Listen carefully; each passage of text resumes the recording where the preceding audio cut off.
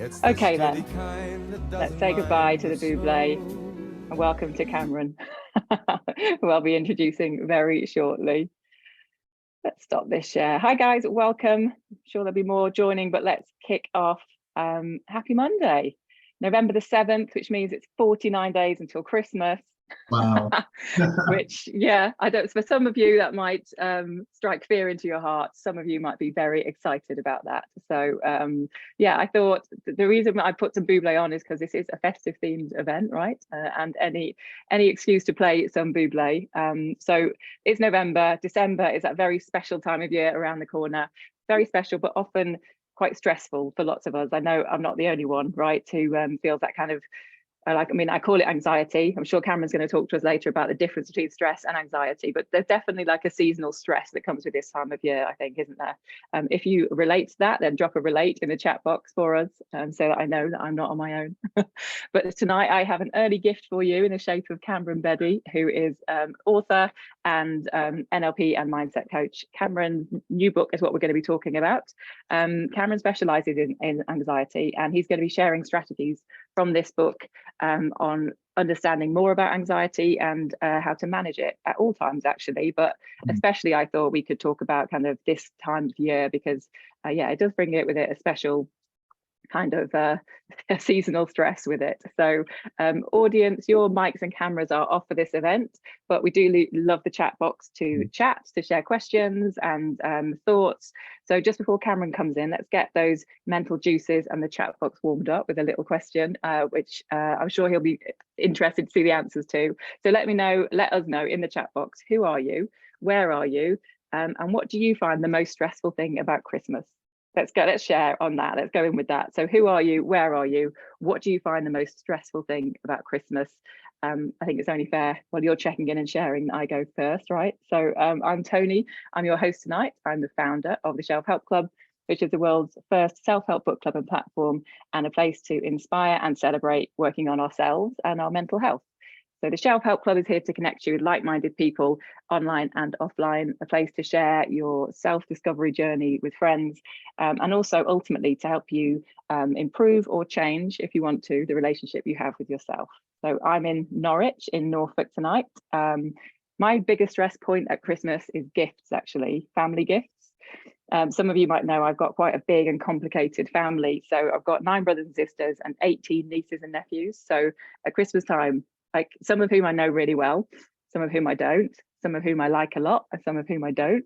So at Christmas, I find it hard to kind of draw the line between who do I stop buying presents for, who do I and don't I, and the people, the kind of family members I don't know that well, I don't know what to buy them, which I find stressful. And then I think, why am I buying people I don't know presents anyway? And also the whole idea of buying more shit we don't need, don't really want to buy into that. So yeah, for me, it's like, I've kind of managed that by now. I only give people books because I feel that's all that shit we do need. So I'll only gift books. And I also, for the family present now, I have, we kind of sponsor a sister through Women for Women International, which is a charity program.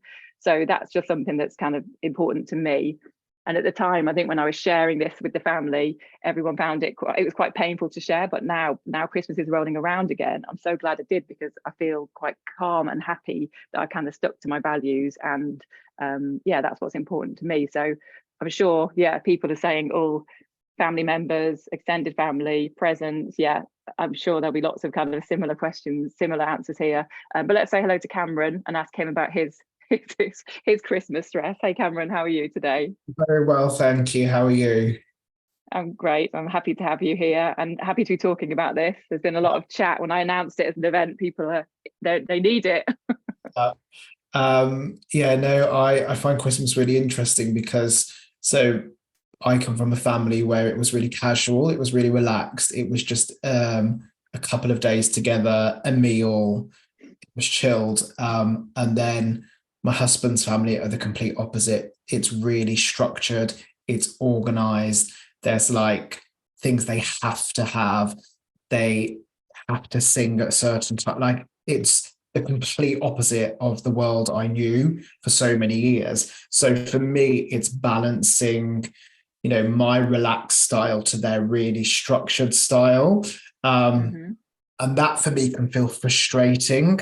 I think that's the feeling that I feel. I feel very frustrated because I like my own space and I like silence and I like a calm environment. And Christmas can be a very erratic environment with things going on and people's moods changing and lots of things. So for me, I just kind of have to remain calm in myself and stay balanced, knowing that for some people it's really important to them, and I don't want to dampen the mood with my kind of lack of enthusiasm. So I try to really embrace it. But one of the big things that changed for us, like yourself, is we stopped doing gifts. We stopped it a while back, and it's because we're all grown up now. So we all donate to charity, which took a huge amount of pressure away of buying things and that time shopping. And I did get to a point where for years, all I was giving were people's self-help books. And I think that was probably why they were like, no more presents. Now you can give them your book though. That's Yeah. like the ultimate present, isn't it? Absolutely. And I'll sign it and everything. I actually I shared one of your quotes from Instagram and I shared it with our community today. And I think it's because I think it's really relevant. Yeah. The quote is, what screws us up most in life is a picture in our head of how it is supposed to be. Yes. And I think that's a great quote for anxiety generally, but especially, like you said, your husband's family idea, and I'm sure a lot of people will relate to this. So it's like, we have to have breakfast, we have to do this for breakfast, we have to have these certain things, otherwise Christmas is just ruined. And there's that kind of level of, it has to be a certain way, and we put pressure on ourselves, don't we? I think we do. And I think with the pressure comes expectations.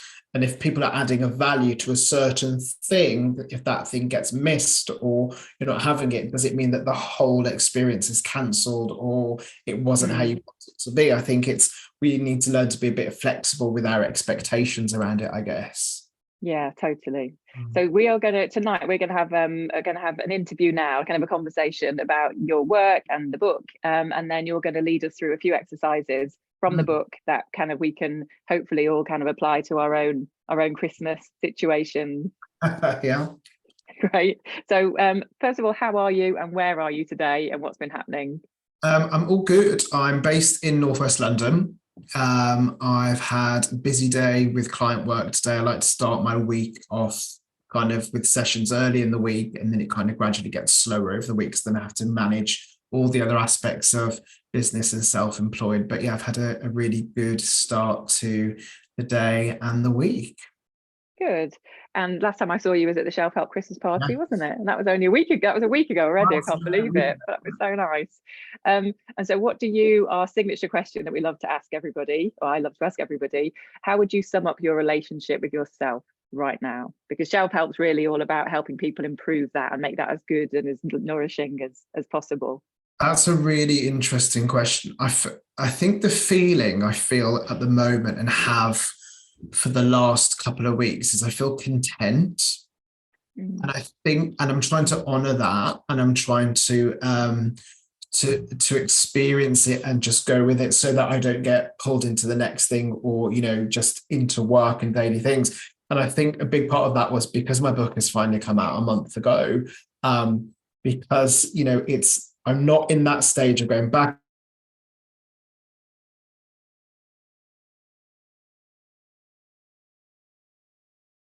day-to-day life and in my day-to-day work. So I feel content. And there's an enjoyment in that. And I think something else that I've realized recently talking with some friends and, even with the work that I do, that I don't know if there's become an expectation with people of I need to feel a certain way at a certain time. And I said to a friend, it's fine to just feel normal. It's fine to not have anything big happening or, normal state and a normal day is good, is great.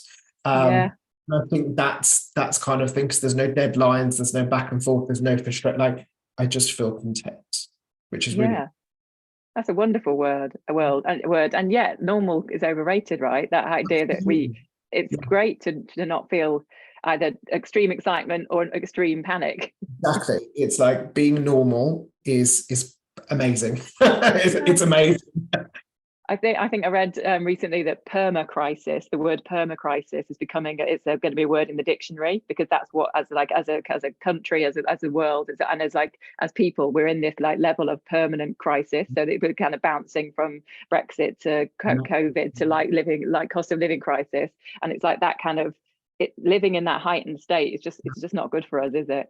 It's not. And I think that's why, with all that going on, globally, because that's what it is, it's a global thing, like sometimes taking that step back into your own space to think, actually, I'm okay. I don't need to get pulled into that thinking. I don't need to get pulled into that feeling, because a lot of it can change and end quite quickly. And then you've lived in this state of fear or panic or worry for a while, and it's not good for you, your mind, or your emotions. Sometimes you need to switch off from the global things as best as you can and take a step back, and I guess protect your own space mentally and emotionally. But I think, for me, acknowledging and feeling those normal days or that content space is really rewarding at the moment.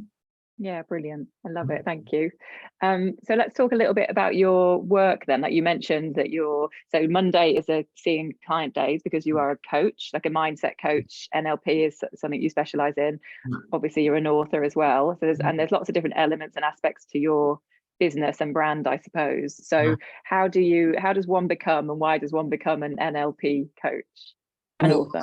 I actually did my training back in 2013 because that's when I actually started reading self-help books. And I just found them really interesting. I found them very inspiring and positive. And I read Richard Bandler, who's one of the co-creators of NLP. I read one of his books and followed an exercise, sat at home on the sofa, and it changed my thoughts. So it kind of, it changed a memory. And I was really inspired to think, there's no therapist, there's no counselor, there's just me and a book, and I have made a permanent change with this NLP technique on something that's happened in my past. And I was like, wow, like how have I got to my mid-20s? And this is the first time I felt like I was really using my mind. So then I took the training more as a self-development, just to learn more. And because while I did the training, I was a Pilates personal trainer. That was my main job. I was seeing people for the body, doing stretching, breath work, and things like that. And my work just integrated with the people that I was working with and opened up to a wider audience as well. So that's how I kind of got into it. But yeah, so at the moment, for the last, I think, 3 years, I've specialized in anxiety. I've kind of niched my skills down from like NLP, hypnotherapy, and integral eye movement therapy to focus mainly on anxiety triggers, and PTSD. So I tend to see people from all walks of life going through anxiety or sleep problems or kind of career issues, relationship issues, where they're in a physical state of anxiety or a mental state of anxiety. But a lot of it which is quite interesting, from my work experience, it's going back into their past. Whereas anxiety has been pushed as something that is future-based, where people are thinking ahead and getting anxious for what's ahead, which is true. But a lot of people, the anxiety is fueled because they're actually unconsciously feeding into their past, which is then projecting into their future as well. So it's quite interesting to see those patterns. Sure. And do people... is it quite common that someone will come to you and say, I have anxiety or I am anxious? Or do people present with, like you say, is it more common for them to say, I'm just not sleeping, or I'm dreading work, or I can't, or they're having physical manifestation of it? It's usually the first point where people will present, I'm anxious or I have anxiety. Which is now, especially as a professional, it's a real umbrella term. So it's my job then to look underneath, well, what is causing that anxiety? What's it in relation to? When did it start? How often do you experience it? And one of the things that I've noticed with a lot of people is, which I've kind of put an exercise in the book, which we can talk about, is some people with a lot of anxiety will generalize most of their experiences as anxious. So they feel they're anxious at work, they're anxious in life, they're anxious at home, And what happens is their brain, from an NLP point of view, it gets used to just looking for anxiety. It deletes the normal. So, when we're talking about just those normal moments when you're at home and you're relaxed. And one example, a guy that I've just been working with who had lots of intrusive thoughts, we did loads of release work on the triggers, which got better. And he said, the thoughts keep coming in. And I said, tell me what's happened over the last 3 days. And he, from the moment you woke up to the moment you went to bed, and I just listened, and he had 3 full days, normal days, but his brain doesn't acknowledge that. His brain fixates on the 10 minutes of worry, and then that has become his generalized experience. So for some people, it's expanding from an NLP point of view, expanding their filters of the mind to find the evidence that actually for most of today, I've been fine. And it's getting that into the brain and getting that into the body as well, so that then reduces that kind of alertness, that search for I'm anxious all the time. So that's not your default almost. Yes. Because it's paralyzing, isn't it? If that's what you're feeling, like that's your reality and that's what you're constantly playing in your brain.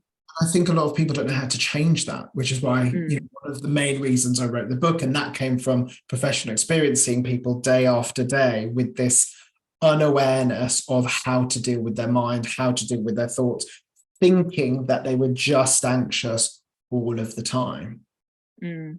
I love it in the book, and I think you might have said this to me as well, when you ask people some questions like, who knows how to use a smartphone? Every single person, like, who knows how to check their email? We all know that. Who knows how to use their mind or work their mind? And everyone's like, oh. Because is that something we can learn? Yes, it is.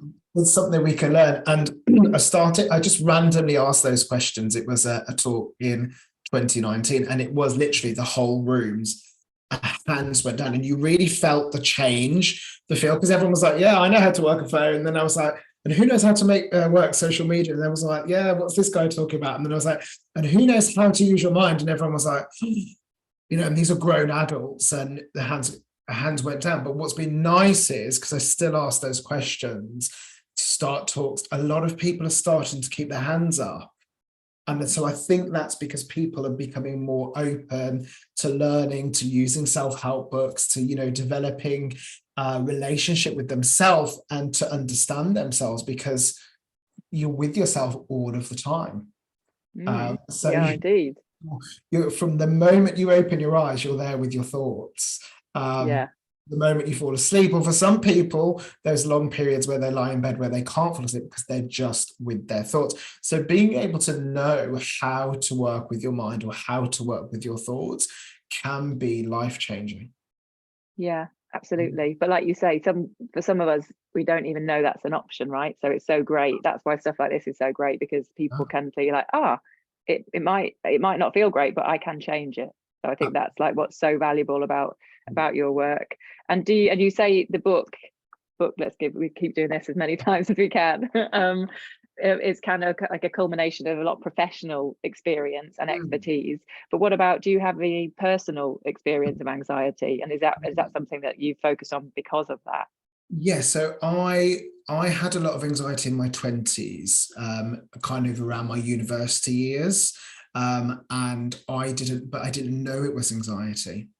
So looking back at my experience, anxiety can be very confusing, because a lot of people, they don't understand why they're feeling the way that they're feeling, because they can be normal and happy, and then all of a sudden you can get all these physical symptoms like your gut churning, you start sweating for no reason, and your heart racing or panic breathing. And that would happen to me, and I didn't know why. I was like, oh my God, what is going on? And as humans, I think we're very good.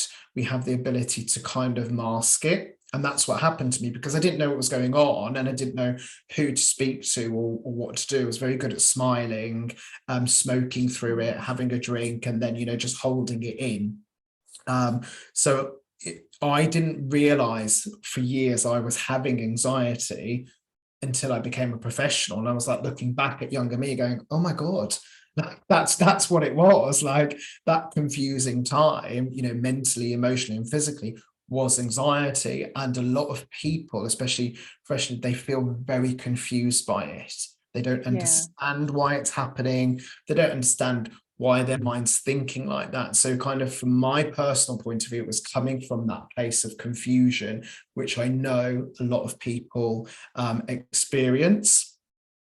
And I guess now in this position as a professional, I will use my skills when I need them. So, you know, something like out of nowhere, I can be on a plane and turbulence can start happening and my mind will say the worst, you know, but I've had that awareness of, oh my God, what am I doing? And then I'll ground myself because I know what I need to do. It's things like that. And sometimes, you know, if there's lots of, you know, just outdoor with loads of crowds and people like that and noise, sometimes, you know, it can feel quite overwhelming. But again, it's just using my inner voice or grounding so that I can feel in control. But years ago, I had no idea what to do, just had to kind of roll through it. And it was like that. So now it works hand in hand. I get very little anxiety, but I'm very aware of it when I do get it. And I'll instantly work on it and work with it with any of the tools I know to kind of ease those feelings. Yeah. So is it important then to kind of nip it in the bud, I suppose, like when you have, along with that awareness and the tools, it's like kind of deal with it in the moment. Because it can get stronger. So the longer it can get strong and it can go away and then it can come back, because if it's not dealt with, it can get stronger. And what can happen, unfortunately, with people is the stronger it gets and they start to not realize it, it can start to affect different areas of your life. And that can be your job, it can be your health, it can be your relationships, it can be socially, and it can just creep in over time. So the earlier you can get it, the easier it is to deal with it. And again, another awareness, I for some reason stopped driving home to see my parents on the motorway. And I kept going to this default of, oh, I'll just book a train, I can relax on the train. And I was like, why am I stopping? And I made myself drive, and the anxiety, and I drive all over London and I love driving in London, but the anxiety I experienced for getting on the motorway, and I worked on myself on the motorway, not the whole journey, because I was like, where is this? And I was able to link it back, but use the tools, and that stopped. But if I'd let it win, I would have completely avoided it. And that could have then gone into my daily life if it got stronger. And I drive every day. So the earlier, like you say, the earlier you can get to it, the better it is, so that it doesn't slip into other areas of your life. Yeah, brilliant. And on that point, then you talked about as a younger man, you were experiencing anxiety as a student, maybe before, or at university. At work, did you have particular triggers? Is there things that people should be looking out for? So say people listening to the call are thinking, I don't know, maybe that is me. Maybe it's something I need to look into more. Did you have specific triggers, or is there anything to look out for?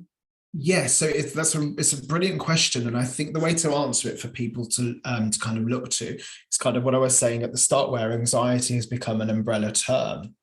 And so underneath that, what I'm seeing people experience and what I've related to myself, and people listening and watching will probably be able to identify, is anxiety, the feelings underneath it. If you can get specific on the feelings, then you'll get more of an understanding of what the trigger is or what the cause is.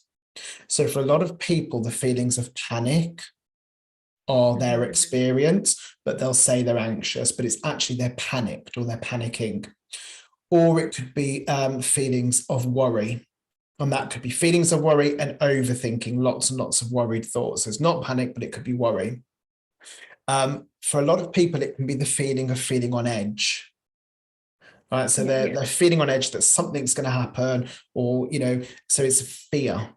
So whether it's fear, panic, or worry, what I'm seeing a lot with people as well nowadays with anxiety is it's none of those. It's actually things like low self-worth or low self-confidence, which again is packaged as anxious and having anxiety. So once you're able to identify that and what the feeling is, you can then look at the cause. So for me, in those early years, I experienced a lot of fear. So I experienced a lot of fear about the industry I was going into, because I was a performer back then. So I was going into this kind of brutal industry of auditioning and being seen all the time. So there was a lot of fear, but also had a lot of fear of my own sexuality, my own identity. And that identity with my friends and my family. So it was all internal. And a lot of people that experience fear or panic or worry, it's always internal. So where we got used to, which is great, where it's really good that we're talking about anxiety, it's really good that people are open about how they're feeling, but there'll be feelings that are underneath. And whether it's panic, whether it's fear, whether it's worry, whether it's low confidence or low self-worth, that's usually the trigger. And it's usually the feeling that is triggered by a situation. Now, whether that situation is coming up in a person's life or whether it's currently happening in their life, if you deal with the situation and the feeling, you can usually deal with the anxiety. Right. So it's much more helpful to be able to to identify that and label that and then deal with whatever as the underlying. Because what people are trying to do is they're trying to deal with, in their own way, their anxiety, but what's the feeling underneath? That's what you've got to deal with. And where is that feeling showing up in your life? So when I say, in the introduction, then when I ask people what's the most stressful thing about Christmas, so stress and anxiety are different things, right? It can be. And what's it in relation to? What's the stress in relation?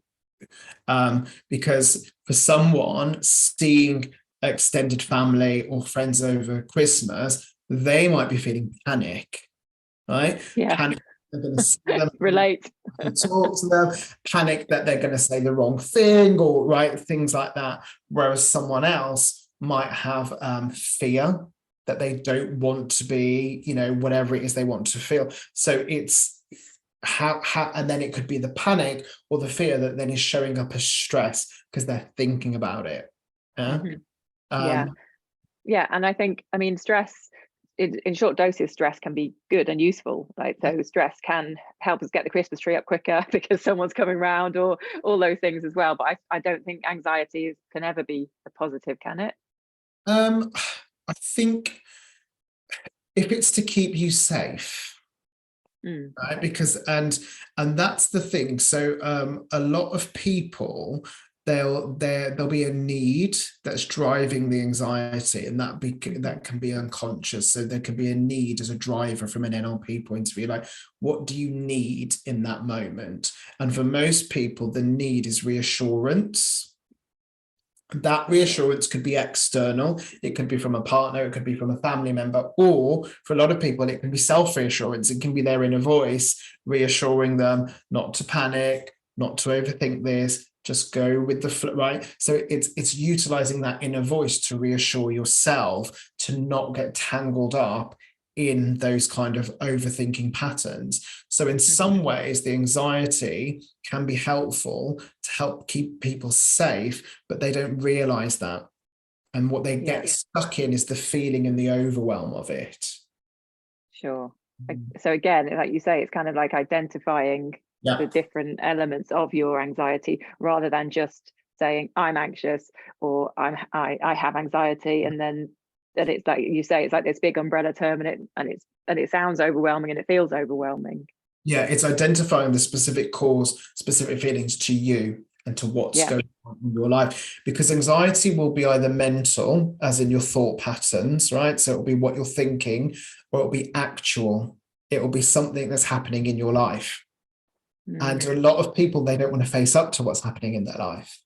So it could be a situation at work, or it could be a situation in their health, or it could be Christmas that's coming up and they don't want to deal with it. So even though it's actual, the anxiety can live longer within them, but if they actually dealt with it or actually addressed it, it can be cancelled out.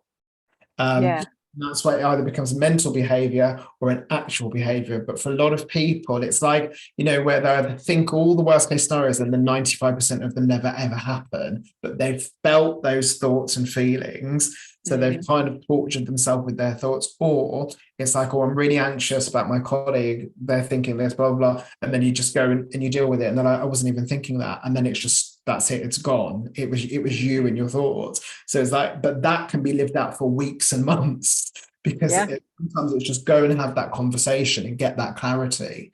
Definitely. Sometimes, or quite often, it's the idea of something. isn't it, than the more than the actual event. And I think we can all relate to that. Okay, so we mentioned Christmas there, and the idea of something, an actual event or an actual situation that is making you feel anxious. So this is a very real thing for lots of people. So should we get the workshopping then and give some people some tools to deal with this? Absolutely. And one of the key things when I thought about this, which I think, and I see people around me and, you know, personally, professionally, experience in the lead up to the festive season, and with anxiety, is the feeling of overwhelm. Mm-hmm. And overwhelm tends to be, from an NLP point of view, when we've got too many things to deal with, we've got too much on our plate. And what's happening when a person is overwhelmed, they're trying to do about 8 different things at once. So in a Christmas context, that could be getting the gifts, decorating the house, making sure everyone's got all the things that they want to eat, having the right environment. And you basically, and the overwhelm can build and build, and you just kind of end up feeling burnt out or exhausted, which people will label as I'm feeling really anxious. Mm-hmm.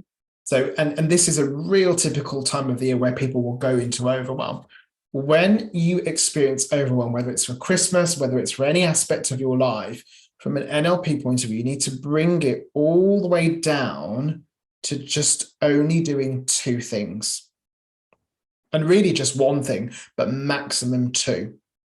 So anytime you're overwhelmed, if it's in a work situation, like you've got people that you need to speak to, social media that you need to do, deadlines that you've got to work towards, an exam you need to finish, right? You know, that anything, you can't, if you're dipping in and out of things, that's overwhelm. That's going to cause you anxious, it's overwhelm. But if you stop and prioritize down to 1 or 2 things, it can cancel out the feelings, because you can only work on those things until you're finished. So at Christmas, if you're only decorating the house, just do the decorations. Don't try and decorate, wrap presents, do extra, because that's when you go into overwhelm. So to reduce a lot of anxiety around this time of year, get specific on certain things that need to be done and do them until they're completed, and then move on to the next thing. And that can help reduce the feeling of anxiety and overwhelm. Yeah, great. That was good advice, because I was going to ask. I think I understand that in principle, but it's when you think, but I've got to do that, and I've got to do that, and I've got to do that, because it all needs to be done. So it's just like parking those things and being like, when I finish this, and then I can do this well as well. Because if you're doing all those things, then nothing gets done well. And sometimes you can't even enjoy some of the things that you're doing. No. And it's that's important to remember, isn't it? It's supposed to be a nice time of year. You know, and if you're kind of fixating or moving in between things, you can't really enjoy it. So if you just start one thing, finish it, complete it, acknowledge it that it's done, then you can do, you know, the next thing. But overwhelm can lead to a lot of people feeling anxious around this time of year. Yeah. And are you an advocate of, are you a list maker? Are you an advocate of doing that, to again prioritize things? And I like to do a list for all the many things that I have to do with my work, and I love to get, like, you know, to see it ticked off and done. And I like to eliminate distractions. So you know, sometimes I will put my phone or things in another room, and I will sit here, or I'll give myself a time frame, like I've got 30 minutes to get through this. Because I have done so many times, I have completed things on a list so many times, and then ended up with a whole afternoon free. And in my head, the list I thought was going to take the whole afternoon. And I'm like, oh my God, like getting rid of the distractions has got everything done in 90 minutes. And now I've got hours of free time. And that's for me. Like, and then I'm like, well, what do I do? So I did that. What a pleasant surprise. You know, so eliminating distractions, having a list can really help plan and prioritize time. So kind of like deep work, get focused on that kind of thing. And let's all remember, it's supposed to be enjoyable to have your friends around, to decorate the house, to buy presents, all that kind of stuff. So okay, cool, great advice. Anything else that we should be doing? I think the key thing is to enjoy it, and, you know, to acknowledge the enjoyment that is there. And I think, the other post that you've shared this week is that anxiety cannot exist in the space of gratitude. So when you're thinking and when you're feeling into positive feelings, you can't access worry and you can't access fear unless you give time to it. So as in you're not able to experience the two emotions at the same time. No, especially from a positive to a negative. So if I'm sat at home and actually, thinking, oh my God, the home is really nicely lit up, it's cozy, it feels really nice. Actually, we live as two people and it's quite nice having 6 people in for 2 days of the year. This is quite nice. Like if I focus on that, I'm going to feel that. Right. Whereas if I'm focusing on other things of frustration, of annoyance, things, that's what I'm going to feel. And the opportunity to feel the joy or to, experience everything that this festive season brings is there, but we have to be open to it, right? We have to be open to it. We have to look for it. And, it's like a lot of the time you'll hear people say like the clock's changed a couple of weeks ago, oh God, it's so dark. And it's true. But what I love about December, and I'm not a massive Christmas fan, is I just love how things get lit up during like the darkest month. It's dark really early. But, especially being in London as well, like so many neighborhoods, high streets, they're lit up. And sometimes just to go out and embrace that, it's positive. But that's focusing, that's choosing to focus your attention on those things. And I think you can do that within your home as well. And pay attention to what you're focusing on to allow yourself to feel those feelings, because it is the season of joy, right? It's a happy time, but you won't experience it if you're not noticing it. Yeah. So making a choice, really, isn't it? To Yeah, and it's coming back to kind of expand, like I spoke earlier, expanding the filters so that the person's not thinking they're anxious all the time and not thinking that every Christmas is frustrating or every Christmas is annoying, because it really, each Christmas can be quite different. Yeah, and just because you've always done something or it's always been done a certain way doesn't mean it always needs to be done that way, does it? So for me, kind of changing things around Christmas, it's about just about having the kind of confidence to say you want to do things a different way sometimes, isn't it? And accepting that everyone's going to love that, but it's your Christmas too, it's right, and it's your life too. So in the book you talk a lot, so you're talking about how awareness and action can lead to self-control, which is ultimately inner peace, which is what we're all after, right? Especially at Christmas. So is there an exercise that we could do from the book, do you think? Maybe as a group. And guys, if you have any specific questions and if you want to share them in the chat, then that would be great. But yeah, if there's anything we could do, maybe just as a general like anxiety, maybe an awareness exercise or something people will be able to do, and maybe they could expand on it a bit after this workshop. Yeah, I think there's a grounding exercise we can do, because that really brings it back to yourself. When you ground yourself, and the more that you practice grounding and bringing your awareness into your body and trying to getting to a point where your mind's quieter, let's say from an NLP point of view, the more you can do that anywhere and in any environment. So if, for example, you've got a lot of people around you at Christmas and you want to take a moment out, whether it's in a separate room or whatever, you can literally ground yourself and quieten your mind. Because what can happen is it's the thoughts that will always lead to the feelings. They can start to build and cycle, whether that's into panic or frustration or annoyance and things like that. So sometimes bringing it back to you to try and control, I guess, how you're responding to things can be quite helpful. And I guess anywhere. Yeah. And also, so now's a good time to start practicing this then, isn't it? So then when in mid-December, when it's Christmas parties or hectic house like visits and things like that. We can be like, I'm just going to take a moment and do a bit of mindfulness. And exactly. Or if you're arriving at families' houses and you're sat in the car and you've just got 2 minutes of mindfulness, so you just let those feelings go before you take them in, so you're not taking them in with you, right? Or whether it's a party that you're going to and you're overthinking, like just that moment to ground can kind of cause you to feel calmer or to settle. And exactly like you're saying, the more you practice it, the easier it is as a skill, as a tool to use in your daily life. Great. And so do you use the breath, do you, for this kind of thing? I actually use the awareness. So it's kind of more directing the mind. So okay. Have a go. Yeah, sure. Yeah. Okay. So I'll take you through, and everyone listening or watching can also follow my guidance. So my suggestion would be to sit with both feet flat on the floor, so you can feel that connection to the ground without kind of looking down. And then close your eyes. And with your eyes closed and listening to the sound of my voice, just direct your awareness, which is your thoughts, that space where your thoughts reside and pop up. Just direct your awareness to the feeling of your feet on the ground. Just notice with your mind the right foot and the left foot.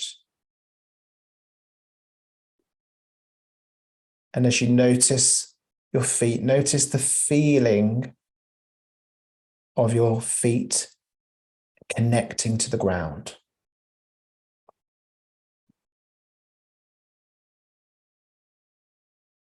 And as you've directed your awareness to your feet, mentally notice each leg.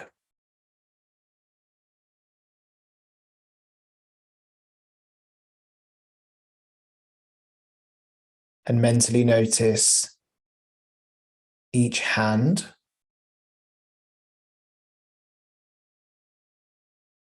And notice how you can direct your mind, your awareness to any part of your body. Whether it's your feet, your legs, your hands, your arms, the top of your head. Just notice any part for a few seconds.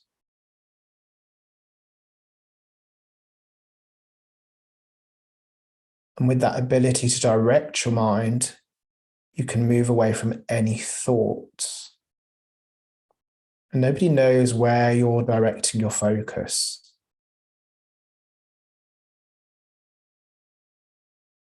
To take it a step further, just observe any stillness within your body. Any stillness in your feet or legs. And allow your mind to sense and feel the stillness.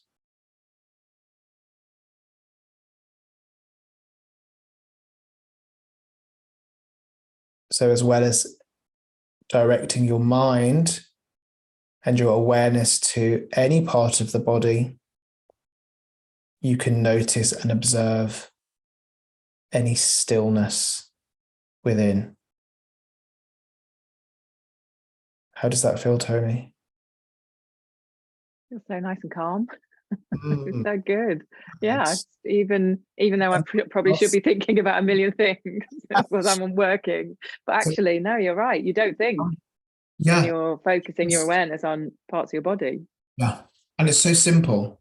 It's so simple to, and it, some people will find it easy. Some people will find that it needs more practice, but in doing that, which you can do anywhere, that's the kind of grounded things in those spaces where it's really busy or really noisy, or if there's feelings coming up, just to ground. You could even do it with your eyes open, right? But that kind of gives you that extra layer with it closed, because you're turning your focus in. And so where the mind can run away with thoughts, with that inner dialogue, all those mental movies, those pictures, right? To be able to direct your mind, you're actually saying no. It's like you're turning that screen off. It's like you turn the power off on TV or your screen. You're turning that power off and you're directing your focus to where you want it to be. Yeah. Body is a great way to connect the mind back to it. Yeah, it's such a good skill, but it's not difficult, is it? But it is. But it's very simple, but it's not easy. That's how we say it, I think. Practice. Yeah. Yeah, I think the dream is to have everybody at the Christmas parties just doing this at the hectic bar, and just being like, no, it's okay. Need a bit of time for grounding. And what I thought we could do is maybe look at some of the things that people have said that they were worried about Christmas, and kind of like specific stressful situations, and if you've got any advice or like kind of little strategies for this. Someone's just said that they love your voice. Yeah, me too. It's very calming. And there was one, Philippa, actually, who's not on the live call, but she's going to watch later. She's pregnant. She's one of our members, and she's pregnant, and her mother-in-law has already asked her what they're doing next Christmas. And so she said, I wasn't actually stressed about Christmas, but that idea of asking me to commit to something in over 12 months' time. But I suppose that's more advice just on boundaries and stuff, isn't it? But is there any advice for how she can deal with that in herself? I think that is down to communication, because my sister-in-law will usually say around February, what's the plans for Christmas? I'm like thinking, oh my god, we've just had it, like let's get over this one, like before you're planning the next one. And some of that comes down to communication, because like we're saying, otherwise is she going to experience the feelings, for a long period of time? Does she need to communicate it? Like maybe she just says, I haven't even thought that far ahead yet, and ordering my focus is the baby at the moment, or whatever. But sometimes it's just having that communication. Yeah, I think so. Happiest 8 in Florida, in Orlando. The worst thing about Christmas is the pressure I put on myself to make it perfect for everyone else. That is definitely something I think a lot of people can relate to. Yeah, see, for me, thinking about that, because everyone will have their own individual kind of perception of what perfect is, or how they expect it to be. So really, I can see why the pressure is then felt on self, because you don't know really what you want, what that next person wants. So really, you're trying to manage complete unknown expectations, unless it's really clear that this person wants this and this. But then you're giving to so many people, and I guess you're neglecting yourself in some ways. So I wonder if actually just kind of getting clear on what it is you think people expect or people want, and being realistic. One, can you manage it and produce it? Or two, is it incorrect? It's a bit like what's his name? The love language guy, where is it Gary Chapman? Yeah. Where in a relationship, we think we know what the other person wants, and we go around trying to manage that expectation. And then he sits them down and go, you're doing it completely wrong. So it's like, maybe it's the Christmas language, like, that could be a good book. Because again, it's the interpretation. Actually, is this correct? But I think it's definitely key that the pressure is coming back on the self. Yeah, sure. What about the idea of not having enough time to see everyone? This goes back, I suppose, to just not enough time, right? Like you said, it's like the overwhelm. Yeah, not enough time. So is there a better way to plan? Is there, because I guess, like you said, you've got yourself, and you've got such a big extended family. Like, how do you see them? I tell you what we do, and maybe this is a boundary. We see everyone, and there's not many people to see. We see them before Christmas. And what that does, that can be as from early December, some weekends, right up until, and then Boxing Day onwards, it's our time. Yeah. The Boxing Day to New Year, that's it, we're done. Because I know a lot of people, then it goes over. But I think that's become a boundary, and that's become expected in both of our families now, that they know that they've got access to us, and we will get involved and we'll see people. But come 27th, that's it, that's our time. So maybe the expectation of trying to see people, maybe it needs more structure. Yeah. And I like that what you just said as well about then it becomes what you do. And then it's like that, like I mentioned about doing the charity present, like when I first announced it, it was like it was a bit of a kind of like some people really didn't like it, especially the people with really young kids. They were just like, that's not cool. They don't appreciate that. But now they're like, oh, Tony won't do presents this year. And it's kind of, it's like, it just becomes what people expect. And then that does take off a pressure, doesn't it? It can really take off the pressure, but I think the key to it is clear communication, because people can interpret it as, oh, it's this, it's that, Tony's not doing that. Like, just explain it. And when you're heard, that again can help people get a deeper understanding, or, to then kind of adhere to the plans. Yeah, it's like, this is what I'm doing and this is why I'm doing it. And if they're not on board with it, then no, then that's fine. The truth is, and this goes beyond Christmas, you can't please everyone. No. And that's true. That should be a name of a book as well. It probably is. You can't please everyone. So trying to do it now, it's putting pressure on yourself. Yeah.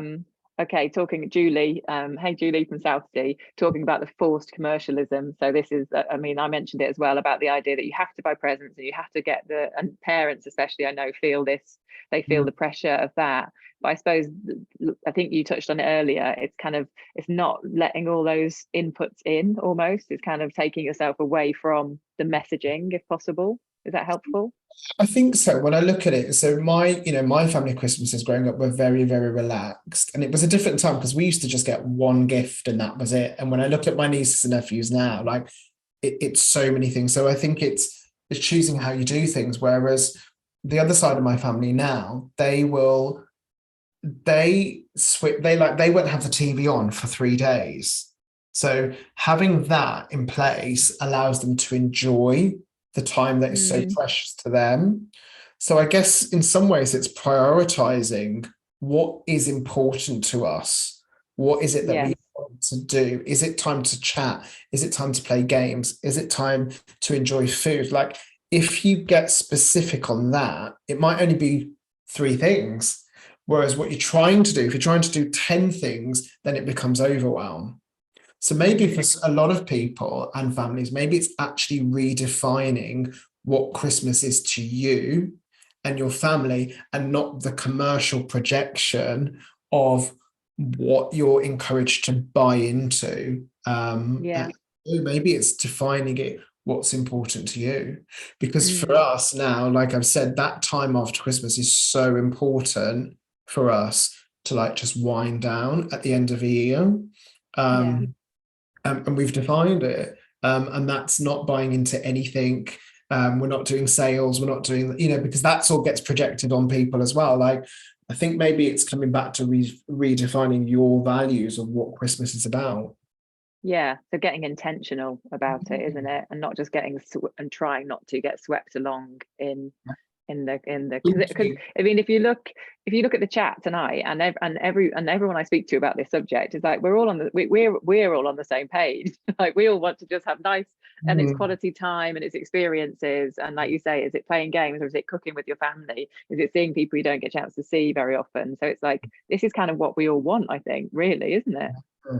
I think so, but I think it's redefining, getting clear on what you want to feel, what you want to do, what you want to have, what you want to experience, not trying to do what's projected or that whole thing. Yeah, sure. So and the last 2 comments are about other people being kind of a bit Scroogey, or a bit kind of like not loving Christmas, and then that means you don't have a nice experience of it so much, maybe.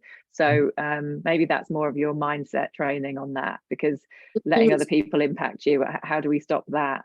Well, because the thing is, I would get frustrated with just so much going on. Like, I live in a very calm environment, and then like a tornado coming in. So I would actually take myself out. So I would go, I go for my Christmas Day walk. And people know that a walk for one. Yeah, exactly. And it's Yeah. having that space. So maybe for the people that aren't enjoying it, like what is it that they need on the day that's, I guess, going to break the cycle for half an hour, or give them, a step out of it, or yeah, just a bit of relief, I guess. Or Yeah. or discovering what is it that they want to do, so Yeah. Like you said, maybe it's not always about what everyone else wants to do or what you've always done. It's kind of, yeah, maybe maybe they don't want to have turkey. Maybe they want to have something else, or yeah, making someone mentioned as well, making new traditions and making it something that works for everyone. Yeah, possibly. Yeah. Okay. So the overall advice then is to get to a place where we're kind of aware of how we're feeling and what we're feeling and why, and then kind of using that awareness as a way to help ourselves think and then feel different. Yeah, In especially a nugget. absolutely, like completely, with anxiety, like what you just said, like what are you feeling, what's causing the feelings, rather than getting into this whole generalization of anxiety. Yeah. And I suppose especially with a seasonal or with like a specific occasion, it's like this is not forever, right? It's kind of, that's probably quite an empowering feeling to know that yeah, it will come to an end. it will come to an end. And I'm so glad you said that, because for most people it's one specific experience, whether it's unconscious that it's happened, that's triggering something into the present and future, or it's something coming up, and the rest of their life isn't anxiety inducing. So if they dealt with that one thing, just like you say, then it's over, like a season, it's done. But it can end up prolonged more by the individual because they're in that state of confusion. Yeah, for sure. Which is why, like getting to know your mind, your feelings, your emotions, it's all in there, the questions to ask, to get down to that root cause so that you can deal with the anxiety and have those tools to have a break, to find that inner peace, to find that stillness, to slow the mind down so that those patterns don't spiral. Yeah, totally. I mean, they do say that Christmas is like the ultimate test on any work you've done on yourself, isn't it? It's like, if you think is there a quote that's like, if you think you're enlightened, go and hang out with your family for a few days. So this is a good opportunity. Let's reframe it as a great opportunity to test all this great work we've been doing on ourselves. So is there one thing, if there's one thing that you want somebody to take away from this book or from this session, what would it be? Have we covered it? I think, you know what, and I think you've helped me highlight it, say within myself more so in the book, is that find the enjoyment, just how I'm kind of experiencing the normal, right? Or content, like, oh, I can just have an afternoon where I'm just walking down the road and I'm not excited about anything, but I'm not anxious about anything. I'm just normal, right? So for Christmas and for the season coming up, like allow yourself to experience the joy or the fun or the downtime, like whatever it is, and not to get pulled into the frustration or the worry or the pattern, right? To bring it back to those simpler but really empowering, positive feelings. I think that's more, my takeaway from it all. Oh, I love that. Thank you. And one thing I didn't ask you before, actually, is there anything else you're reading at the moment that you would like to recommend for us? Well, it's different because I'm reading The Heath. Okay, I don't know about this. It's a memoir. It's not a self-help book. Okay. It's Hunter Davies. But I've lived in North London now for 20 years. So he's writing about Hampstead, the Heath, Kenwood, like all places I know, all places I have practiced so much mindfulness, like walking, sitting, and like just getting an in-depth his perspective of his experience, which is nice because it's not always about self-help or self-development. It's nice to kind of check out. But I'm also reading Get Happy, which was what I got in the book swap last week. Sure, at the party. Yeah, and I'm loving it because it's nice, bite-sized chunks, and again, it's making me think and reflect in a really mindful way. Yeah, so is it kind of daily tips or kind of bite size? Yeah. more bite size. You know, it's you can apply it easily, you can feel it, and I love that because it's immediate, which is Yeah, we all love it. An immediate injection of happy. wrapped up. Yeah. So I'm kind of working those two. Lovely. Thank you so much. Well, it's 8 o'clock, guys. So Kamran, thank you so much for being here and all your advice. I actually feel lovely and calm after talking to you. So maybe we just need you in our ears for the next 2 months. Guys, yeah, I think David has shared links on where we can get the book, where we can get, follow Kamran on Instagram, shares loads of great stuff from the book and all the quotes and stuff. Why don't we close with something we're looking forward to? I think that's nice. We'll go out on a high. So let's everyone share in the chat, and Kamran, you can share with me what's something you're very much looking forward to at this time of year, or at Christmas, or this time of year. I'm looking forward to seeing the Christmas lights. Yeah. And so I've got she was actually a client who worked with me from Germany, who then took my trainings in my courses. She's actually in London this week, so we're meeting up and we're going to see the Regent Street lights. Oh, cool, lovely. And the Carnaby Street lights. And I actually work with the guy who designed them. Coach him, and every year he's like, "This is the last year of the Angels," because they were meant to be 1 year, and then they just kept getting renewed. But top tip, if you haven't seen, I think this is the actual last year. This might be the last year. I'm glad they didn't just run for 1 year, because they're gorgeous. They're just amazing. But so that for me is like the signal of the season, like it's here. So I'm really looking forward to that. Yeah, lovely. Well, there's loads of nice things in the chat as well, so it is a reminder that it is a nice time of year. Mine is obviously to listen to Michael Bublé on repeat without judgment. I'm absolutely allowed to now. So guys, thank you for being here, for getting involved. I hope you've enjoyed. Looks like you have. Just a little reminder that I'll be sharing this on the platform from tonight, so you can watch it again if you need to from tomorrow. Maybe redo that grounding exercise. A reminder that Life of Pi is our, I don't know if you've read this, Kamran, yet or not, but Life of Pi is our book pick for November and December. So we'll be having our first meetup to talk about this next Monday, which means you've got a week to join if you want to join our read along online. David shared the link for that. Oh yeah, and our next author event is actually going to be Jan Martel. He's going to come and talk to us about the book, so that's pretty cool. That's November the 28th, so that's a few weeks time. And I think that's it. That's all I need to say to you. So thank you guys for being here. Thanks, Kamran, for your time and the book.